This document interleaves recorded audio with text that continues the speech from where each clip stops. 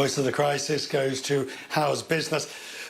Excuse me, in this case, non-existent, because Broadway is experiencing its longest dark period in history. The streets around Times Square, back at the time of the height of the pandemic in New York at least, were practically empty when I visited in April. Things are getting better, but shows on Broadway are not due to open until January, according to the Broadway League. Charlotte St is the president of the Broadway League. She joins me from New York via Skype. January is a long way off. What are your members doing to, well, initially to try and bring money and business in, and secondly, just to keep sane?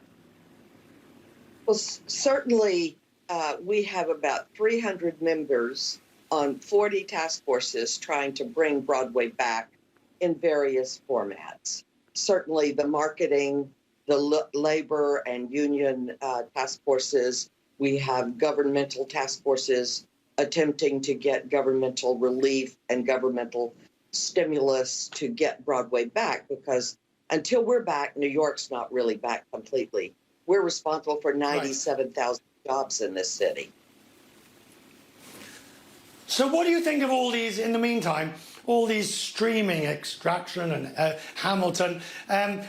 Do they offer a sort of temporary respite, or do they offer a worrying prognosis for what might happen in the future? I think people need theater and they need entertainment. So I think all of these streaming opportunities are a good substitute until we can get people back into our theaters around the country. Broadway's in 242 cities in the United States, plus all over the world.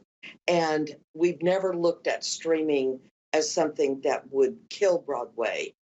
We look at the experience of being in a theater and experiencing the incredible emotion, the laughter, the tears, the anger that you get if you don't like what the story is. And that can't be experienced streaming. So we think it's good that there's something to do now, but it's certainly no substitute. Charlotte, it's Friday, it's the end of the week. We look for some hope and cheer.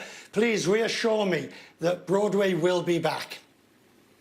We will absolutely be back. There have been other crisis points in our history.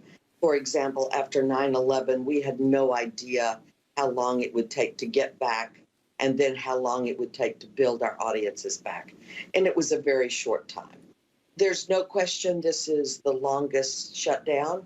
We're not 100% sure that we will open in January, but we know we will open, and we know that Broadway will be back, and probably very strongly because there's such a pent-up demand. Make me a promise. Make me a promise. Once it's opened, you and I will go and see a show. Socially distanced. No, that's a deal. We're on. All right. We're on. Charlotte, thank you. I appreciate it. Have a lovely weekend.